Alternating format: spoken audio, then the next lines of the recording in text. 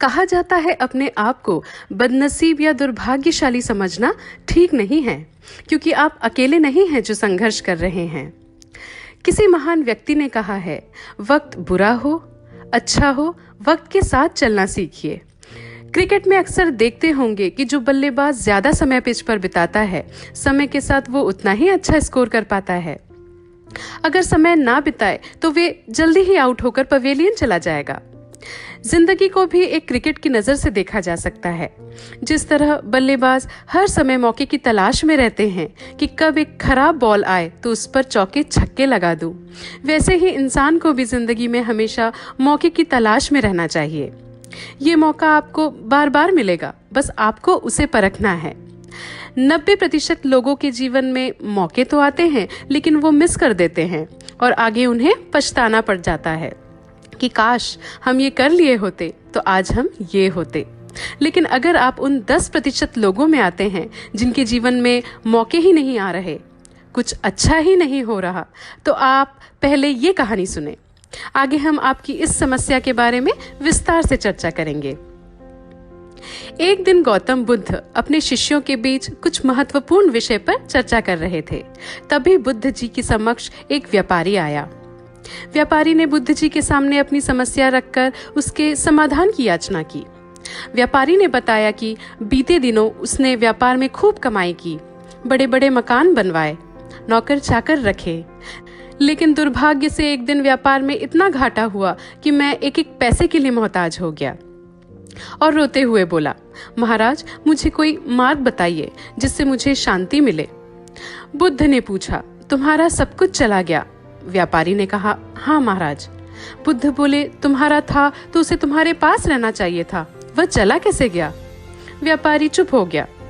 जन्म के समय तुम अपने साथ कितना धन लेकर आए थे? जन्म के समय तो सब खाली हाथ आते हैं। बुद्ध बोले, ठीक है, अब ये बताओ कि मरते समय अपने साथ कितना लेकर जाना चाहते हो? मरते समय साथ कौन लेकर जाता है? जो मैं लेकर जाऊंगा। बुद्ध बोले, जब तुम खाली हाथ आए थे और खाली हाथ जाओगे तो फिर चिंता किस बात की कर रहे हो? व्यापारी ने कहा, महाराज जब तक मौत नहीं आती तब तक मेरी और मेरे घर वालों की गुजर बसर कैसे होगी? भगवान बुद्ध बोले, गुजर बसर करने के लिए प्रकृति ने हमें बहुत कुछ पहले से दे रखा है। इतने सारे संसाधन हैं। भगवान ने हमें जल दिया, जंगल दिया, कृषि भूमि दी है। कहीं भी मेहनत करके अपने परिवार के साथ गुजर बसर कर सकते हो। धन से सिर्फ सुविधाएं हासिल की जा सकती है, खुशी नहीं। खुशी परमात्मा के ध्यान और सही मार्गों पर चलने और जीवन तनाव मुक्त करके जीने से ही मिलेगी। व्यापारी को उसके प्रश्न का उत्तर मिल चुका था। चलिए अब हम अपने मुख्य सवाल पर आते हैं कि वो 10% लोग क्या करें जिनके जीवन में मौके ही नहीं आ रहे। वो कुछ करना चाहते हैं पर कर नहीं पा रहे। तो इसका उत्तर है कि आपको सबसे पहले अपनी इच्छाओं का या परिणाम का त्याग करना होगा। भगवान श्री कृष्ण कुरुभूमि में अर्जुन से कहते हैं, हे पार्थ, तुम कर्म करो, फल का निर्णय ईश्वर पर छोड़ दो। वास्तव में आप खुद से जितना ज्यादा अपेक्षा रखोगे उतना ही ज्यादा आप परेशान होंगे, और जब परेशान होंगे तो आपका मस्तिष्क सुचारू रूप से काम नहीं करेगा और आप कुछ नया नहीं सोच पाओगे। कहा गया है कि भगवान को जब किसी इंसान को बर्बाद करना होता है तो वो कुछ नहीं करता, बस उस इंसान की बुद्धि हर लेता है, जिसके बाद वो जीवन में इतने सारे गलत निर्णय लेता है कि वो खुद ब खुद बर्बाद हो जाता है।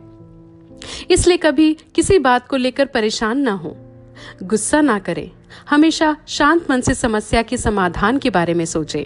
जहाँ तक भगवान बुद्ध के इस उपदेश की बात है, भगवान बुद्ध की ये कहानी से मिली सीख उस समय के लिए 100% लागू होती थी, क्योंकि वो समय ऐसा था कि लोगों के पास पर्याप्त संसाधन थे।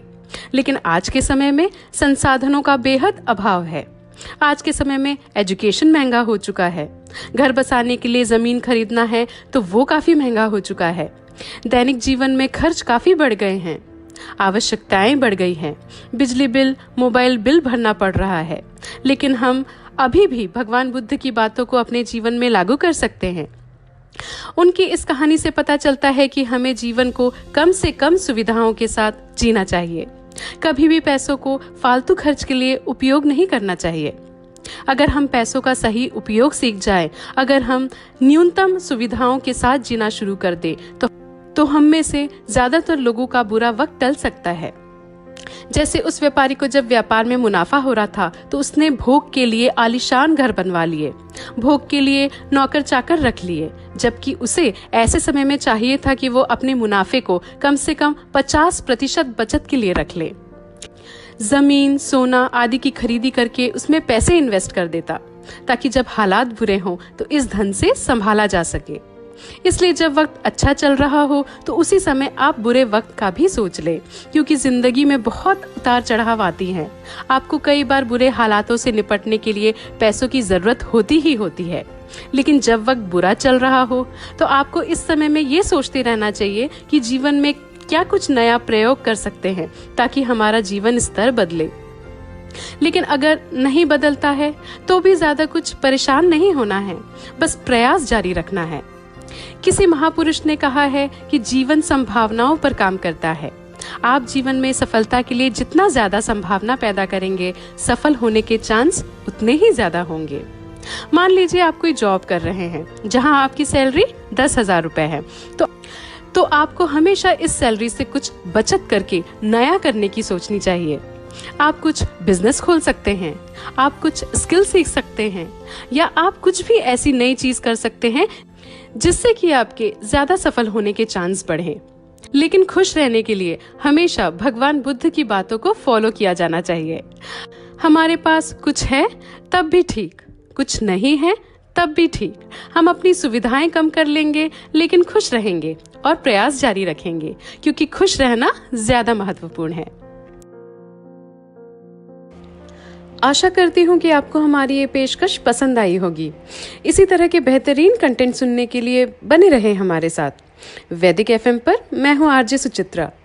वैदिक एफएम, चले अध्यात्म की ओर।